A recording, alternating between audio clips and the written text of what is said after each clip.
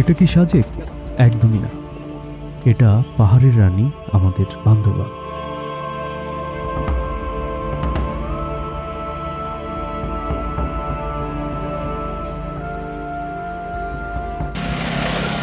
এখানে না আসলে আপনার বান্দরবান ভ্রমণ অসম্পূর্ণই থেকে যাবে।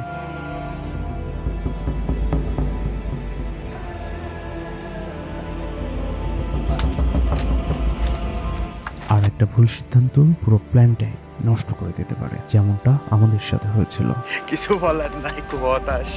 আপনাদের নিয়ে আমরা এক্সপ্লোর করে চলেছি বান্দরবান। বান্দরবানের গহীনে সিরিজের তৃতীয় এপিসোডে আজ যাচ্ছি মিরিঞ্জা ভ্যালি। এই ঘুম ভাঙে না? Good morning. Good morning. আসেন আসেন আসেন, বাইরে আসেন। এগুলা কি লতা কি করবেন? আলীকদমের মাঝামাঝি পাহাড়ের ভেতরে লুকিয়ে থাকা এক স্বর্গের মতো জায়গা। চোখে দেখলে বিশ্বাস হবে, আর না দেখলে কল্পনা করাও কঠিন। আমরা দেবতা ঘুমে ঘুরলাম। দেবতা ঘুম ঘোরার পরে এরপরে ওখানে ছিলাম লিরাগাঁওতে। লিরাগাঁও থেকে আবার বান্দরবান আসলাম। এখন আমাদের মাথায় যাচ্ছে যে আমরা যাব মিরিঞ্জা ভ্যালি। তো মিরিঞ্জা ভ্যালি যাওয়ার জন্য এখানে দুইটা বাস আছে। তার মধ্যে সবচেয়ে ভালো পুরবি। এটা এখান থেকে কক্সবাজারের যে বাসগুলো আছে 250 টাকা করে ভাড়া, ওই বাসে উঠে পড়ছি। আমরা চকরিয়ায় নামবো। চকরিয়া থেকে আবার আমরা চলে যাব সরাসরি মিরিঞ্জা বাজার। ওইখান থেকে মূলত মিরিঞ্জা ভ্যালি এবং মাতামুহুরি যে নদী আছে সেই নদী, এই দুইটা কাভার করার প্ল্যান আছে। আমরা বান্দরবান থেকে চকরিয়া যাই। সেখান থেকে অটো নিয়ে চলে আসি চাঁদের গাড়ির স্ট্যান্ডে। শেয়ারে চাঁদের গাড়িতে উঠে পড়ি, যার ভাড়া মাত্র 80 টাকা।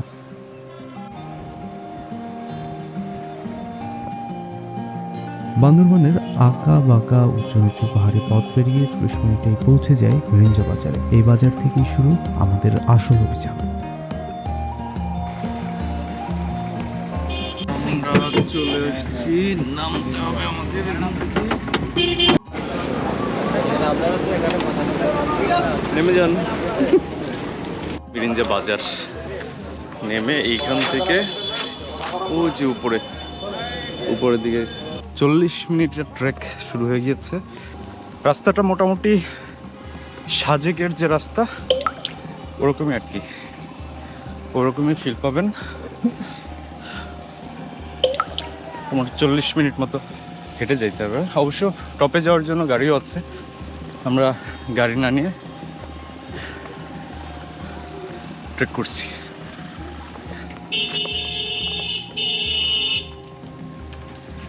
এই যে আমাদের কেশব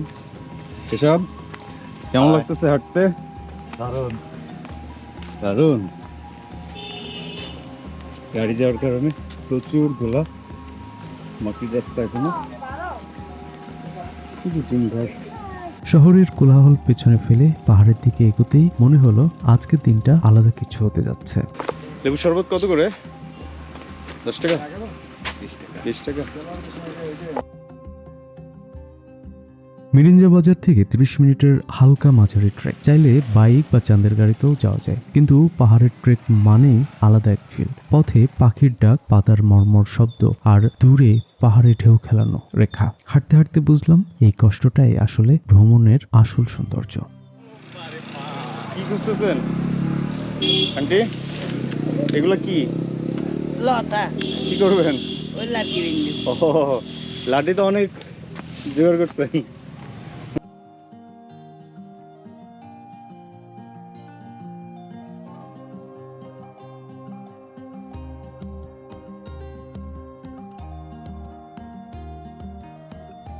ফুটবল খেলা যাবে।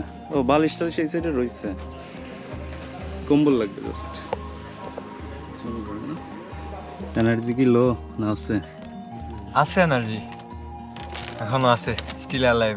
সেই সকালবেলা খিচুড়ি খেয়ে 4টা বাজে না? ট্রেক শেষে রিসোর্টে পৌঁছে ব্যাগ রেখে দিলাম। একটু বিশ্রাম নিয়ে ছুটে গেলাম মিরিঞ্জা ভ্যালির দিকে সানসেট দেখতে। সময়টা কম ছিল, সূর্য নামার আগেই জায়গাটার সৌন্দর্য ধরতে হবে।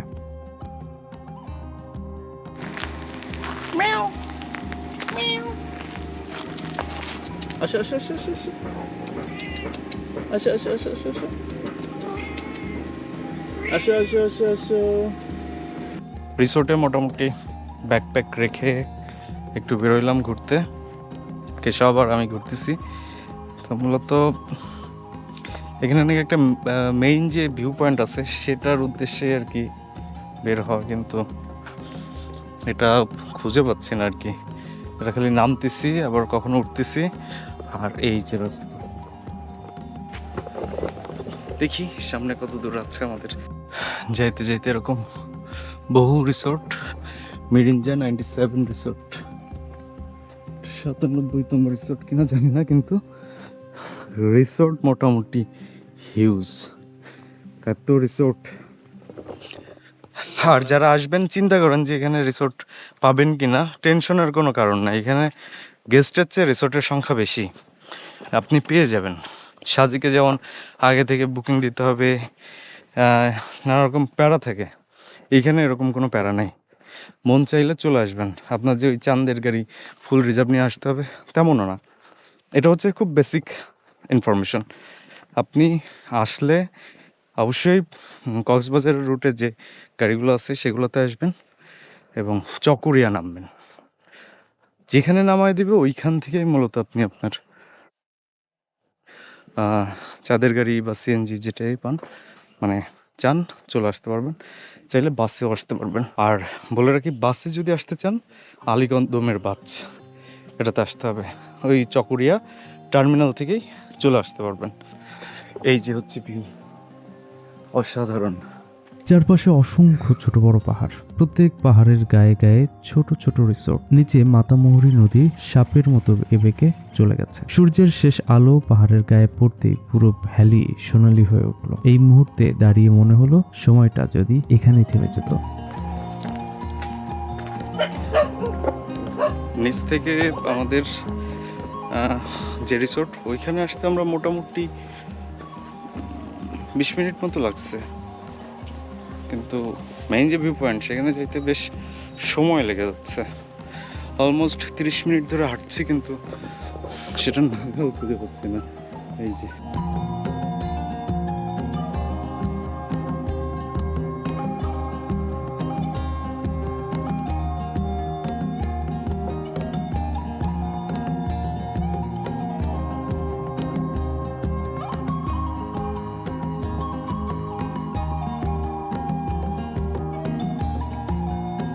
সূর্য ডোবার সাথে সাথে নামলো সন্ধ্যা। আমরা বারবিকিউ শুরু করলাম। পাহাড়ের হাওয়ায় আগুনের উষ্ণতা আর আড্ডা। এই মোমেন্টগুলো ক্যামেরায় ধরা যায়, কিন্তু অনুভূতিটা ধরা যায় না।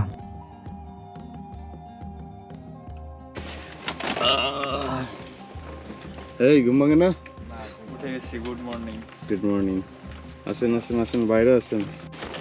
তো আমাদের আজকে প্ল্যান ছিল অনেক, সমস্ত প্ল্যান ক্যান্সেল হয়ে গেল। এর কারণ হচ্ছে দেখেন ওয়েদার। নর্মালি এই যে সামনে দেখতেছেন কিচ্ছু দেখা যাচ্ছে না, এই অনেক নিচে যে আপনার মাতামুহুরী নদী, আর চারিদিকে হচ্ছে পাহাড়, পাহাড় এবং রিসোর্ট। এখন বেসিক্যালি কিচ্ছু দেখা যাচ্ছে না। এর কারণ হচ্ছে মানে প্রবল শৈত্যপ্রবাহ, এত পরিমাণে কুয়াশায় ঢেকে গেছে। হ্যাঁ, এটা আসলে চিন্তার ব্যাপার। এখন আমাদের কোনো প্ল্যানই ঠিক নাই, আমরা কি করতে যাচ্ছি, কোথায় যাব, কি করব, এ পর্যন্তই। সব সুন্দর গল্পের ভেতরে কিছু বাস্তবতা থাকে। আমরা যে জুম ঘরে ছিলাম, পাশে কমন টয়লেট। সমস্যা হলো সেখানে পানি ছিল না, টয়লেটের অবস্থা ছিল খুবই খারাপ। পাহাড়ে ভ্রমণে এসব বিষয় মাথায় রাখা জরুরি। কোথায় থাকবেন আগে দেখে নিন। এই যে আমাদের স্বাস্থ্যসম্মত ল্যাট্রিন, ঠিক আছে, যেখানে পানি নাই, পানি আছে ঘোলা, কালকে থেকে দাঁত ব্রাশ নাই, গোসল নাই, জাস্ট কিনে পানি খাইতেছি।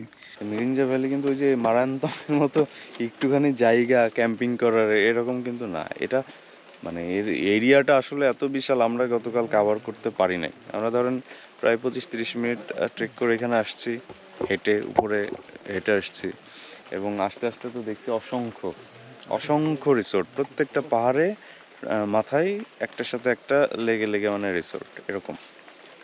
ইভেন আবার- এখান থেকেও আমরা তো আরো প্রায় আধা ঘন্টা 40 মিনিটের মতো সামনে হ্যাঁ, গেছি। আমরা রুমে ঢোকার পরে চেক ইন করে আর কি আবার চলে গেলাম ওইদিকে যত দূর যাওয়া যায়। শেষ করে আসতে পারি নাই, সানসেট লাইটটা দেখে আসছি আর কি একটা জায়গায় যেহেতু লাইট চলে যাচ্ছিল, তারপরেও আছে। এবং আমরা যে পয়েন্ট একেবারে টপে উঠছিলাম ওইখান থেকে দেখা যাচ্ছিল যে কত রিসোর্ট, তবে এটা আরও ডেভেলপ হবে। সকালে ঘুম ভাঙতেই দেখি আকাশ ভারী, আবহাওয়া একদম ভালো না। তবু সিদ্ধান্ত নিলাম থামবো না, বেরিয়ে পড়লাম মাতামুহুরি নদীর দিকে। আর এরপর যেটা হলো সেটাই ছিল আমার লাইফের বেস্ট ডিল। পুরো অভিজ্ঞতাটা দেখাবো সিরিজের পরের এপিসোডে। ভিডিওটি ভালো লাগলে লাইক দিন, কমেন্টে আপনার মতামত লিখুন আর বন্ধুদের সাথে শেয়ার করুন। পরের এপিসোডে দেখা হচ্ছে। আল্লাহ হাফেজ।